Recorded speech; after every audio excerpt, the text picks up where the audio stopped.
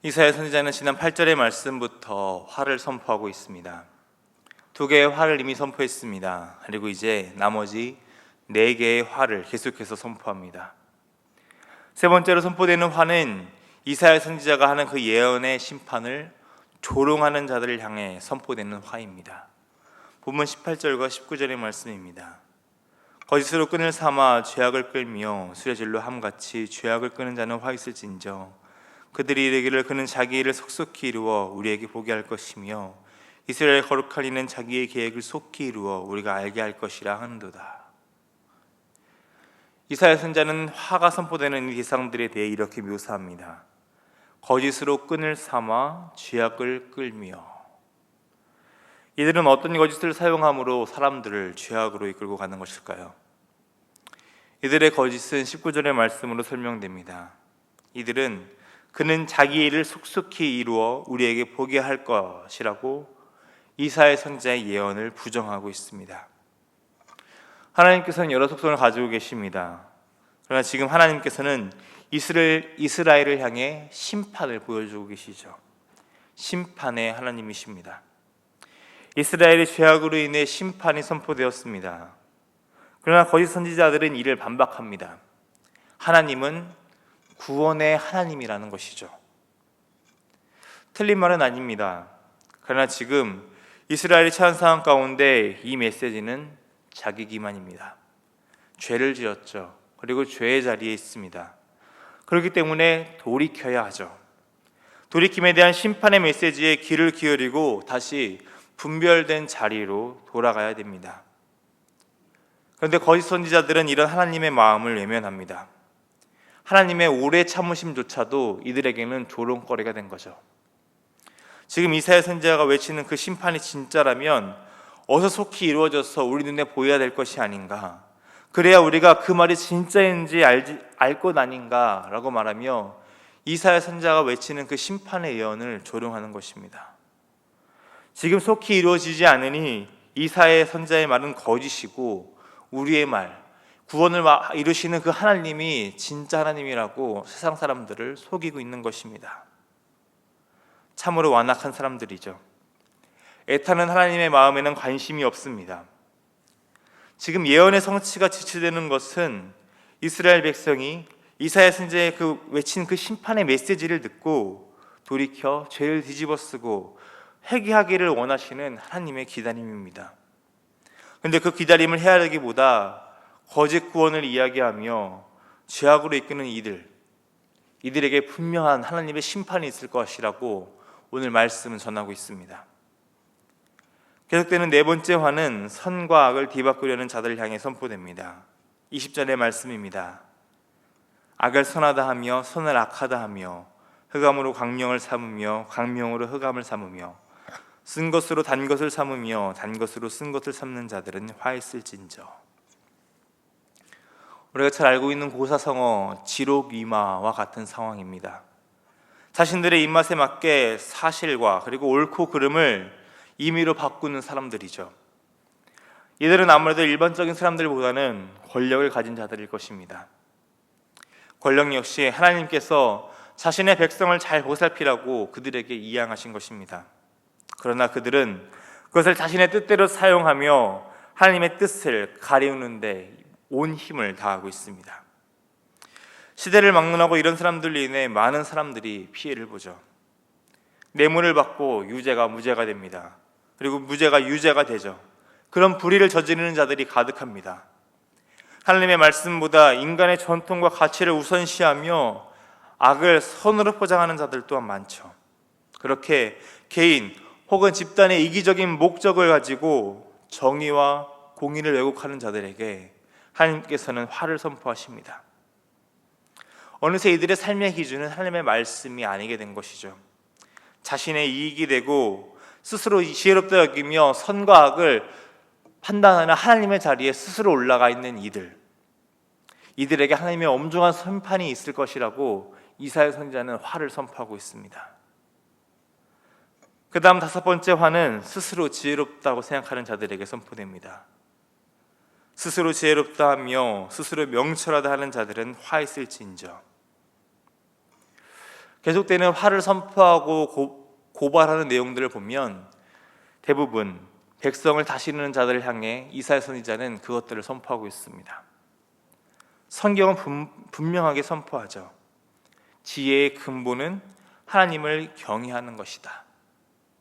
그런데 관료들과 나라를 다스리는 자들은 하나님을 경외하기보다 자기의 지혜를 의지하며 정치를 하기 시작합니다. 자기들의 지혜와 명철을 믿으며 스스로 할 수 있다고 생각하는 것이죠. 마치 선악과를 먹으면 하나님과 같이 지혜롭게 될 것이라는 그 유혹에 넘어진 하와처럼 이들은 스스로 지혜롭게 되기 위해서 하나님의 말씀을 버리고 자신의 지혜와 명철을 사용해서 그 모든 것들을 판단하는 자리에 올라섰습니다. 그들 스스로 지혜를 자처하며 어리석음을 향해 가고 있다는 것을 전혀 깨닫고 있지 못하는 것이죠. 사도 바울이 이렇게 이야기하지 않습니까? 고린도전서 1장 25절의 말씀입니다. 하나님의 어리석음이 사람보다 지혜롭고 하나님의 약하심이 사람보다 강하니라. 우리 또한 깨달아야 됩니다. 이들과 같이 화가 선포되는 이 대상들과 같이 우리의 지혜가 더 낫다, 우리의 지혜가 하나님의 지혜보다 더 낫다고 여기서는 안 됩니다. 이 세상 그 어떤 지혜도 하나님의 지혜와 비교할 수 없다는 사실을 분명하게 우리의 마음과 생각에 담아두며 살아가길 소망합니다. 이제 마지막 6번째 화가 선포됩니다. 술에 용감한 자들에 대한 화입니다. 지난 2번째 화와 연결되는 내용으로서 포도주를 마시게 용감하며 독주를 잘 비는 자들에게 화했을진저라고 하며 선포하고 있습니다. 이 22절의 말씀을 직역하면 이렇습니다. 포도주를 마시는 데는 용사들이요 독주를 섞는 데는 용맹한 자들에게 화가 있을 것이다. 용사와 용맹한 자들이 해야 할 것이 무엇입니까? 적들로부터 성과 나라를 지키는 것에 힘을 다해야 합니다. 훈련에 힘을 써야 하고 적이 왔을 때 앞장서서 그들과 맞서 싸워야 하죠. 그런데 지금 그들은 그렇지 못하고 있습니다.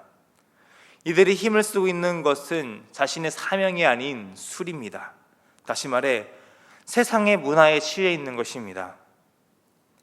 23절을 보면 그들에게 관심은 온통 술이기 때문에 술을 마실 돈을 준다면 정의와 공의를 굽히는 것에 아무런 거리낌이 없는 모습을 볼 수 있습니다.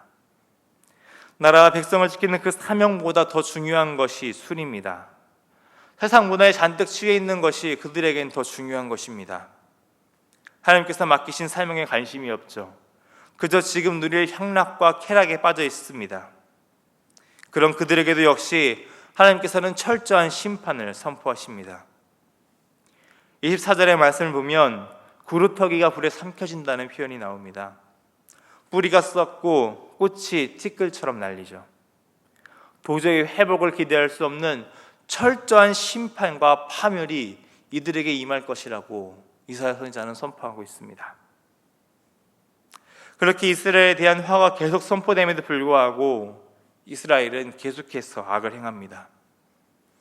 화가 선포된 이 지배층들만 악에 취해 있는 것이 아니죠. 백성들 또한 악에 둔감해져 있습니다. 귀를 막고 눈을 가리고 있죠. 온 나라가 이 악에 대해서 총체적 난국입니다. 그 어디에도 하나님의 백성임을 찾아볼 수 없는 지경에까지 이들은 이르게 됩니다. 그런 그들을 향해 하나님께서는 다시 심판을 선언하십니다. 25절의 말씀입니다. 그러므로 여호와께서 자기 백성에게 노를 바라시고 그들을 위해 손을 들어 그들을 치신지라. 산들은 진동하며 그들의 시체는 거리 가운데 분토같이 되었도다. 그럴지라도 그의 노가 돌아서지 아니하였고 그의 손이 여전히 펼쳐져 있느니라. 25절의 말씀을 보면 마치 출애굽과 가나안 땅으로 인도하여 구원을 이루신 하나님의 역사를 보는 것 같습니다. 그 방향이 이스라엘의 적들에게서 이스라엘에게로 옮겨진 것만 빼고 말입니다. 구원의 은혜를 받았음에도 불구하고 감사하기보다 악을 행하게 바쁜 이스라엘을 향해 하나님의 심판의 손이 펼쳐지고 있습니다. 26절에서 30절의 말씀을 보면 이스라엘의 대적을 향한 하나님의 역사가 거꾸로 이스라엘을 향하고 있는 것을 볼 수 있습니다. 정말 전격적으로 이스라엘을 도우셨던 하나님이십니다. 강한 손과 편팔로 이스라엘을 구원하셨던 그 하나님께서 이제는 그 진노의 팔을 이스라엘을 향해서 펴고 계십니다. 하나님의 정의와 공의는 하나님의 백성이라고 하여 굽게 펼쳐지지 않는다는 것이죠. 공의로우신 하나님께서는 이스라엘이라 할지라도, 하나님의 백성이라 할지라도 악을 행하고 하나님의 길에서 떠난 삶을 산다면 심판하시겠다는 것입니다. 하지만 우리 하나님께서는 악인이라도 돌이켜 회개한다면 살리신다고 말씀하시죠. 에스겔 선지자는 에스겔서 18장 21절과 22절 말씀에 이렇게 설명합니다. 그러나 악인이 만일 그가 행한 모든 죄에서 돌이켜 떠나 내 모든 율례를 지키고 정의와 공의를 행하면 반드시 살고 죽지 아니할 것이라. 그 범죄한 것이 하나도 기억함이 되지 아니하리니 그가 행한 공의로 살리라. 우리는 성경 속에서 반복되는 이 심판의 말씀을 듣고 보면서 깨달아야 됩니다. 그 당시 그 사람들을 향한 메시지가 아닙니다. 오늘 우리를 향한 하나님의 간절한 메시지이죠. 그들의 이야기가 아니라 오늘 우리의 이야기란 것입니다. 나는 아니라고 생각하는 교만의 영이 우리 안에 거하지 못하도록 우리는 항상 깨어 있어야 됩니다. 오늘도 하나님께서는 오래 참으심과 사랑으로 우리를 기다려 주십니다. 우리가 다시 죄의 길에서 돌이켜 하나님의 자녀로 회복되기를 기다리시는 하나님의 그 사랑이 이 말씀 속에 가득합니다.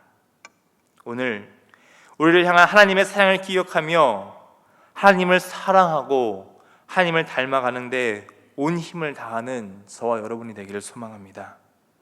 부르심이 합당한 삶을 살아내며 오늘 우리가 그 돌이킴의 은혜, 하나님의 그 사랑의 은혜를 누리는 그 은혜 충만한 오늘이 되기를 주님의 이름으로 축원합니다. 기도하겠습니다. 공의와 정의의 하나님, 오늘 이스라엘을 향한 화가 선포될 때 그 화가 우리를 향한 화가 되지 않기를 소망합니다. 하나님의 오래 참으심을 잊고 세상의 이익과 유익을 추구하는 것에 몰두한 삶의 자리가 있다면 벗어나게 하옵소서. 하나님의 말씀대로 살기보다 나의 지혜를 의지하며 내 마음대로 행하는 어리석음에서 떠나게 하옵소서. 세상의 지혜, 오늘 우리를 부르신 삶의 자리를 온전히 살아내지 못하는 그 죄의 자리에서 벗어나게 하옵소서. 구원받은 자답게 하나님께서 부르신 삶의 자리에서 하나님을 사랑하며 하나님을 닮아 정의와 공의를 행하는 삶, 말씀대로 사는 삶을 살아낼 힘과 용기를 오늘 우리에게 허락하여 주옵소서. 이 새벽 주님께 회개로 그리고 결단으로 나아갑니다. 오늘 하루의 삶 가운데 죄의 자리를 떠나 온전히 하나님의 사람으로 살아가는 은혜를 우리 모두에게 충만하게 부어 주옵소서. 사랑이 많으신 우리 주님 예수님의 이름으로 기도드립니다. 아멘.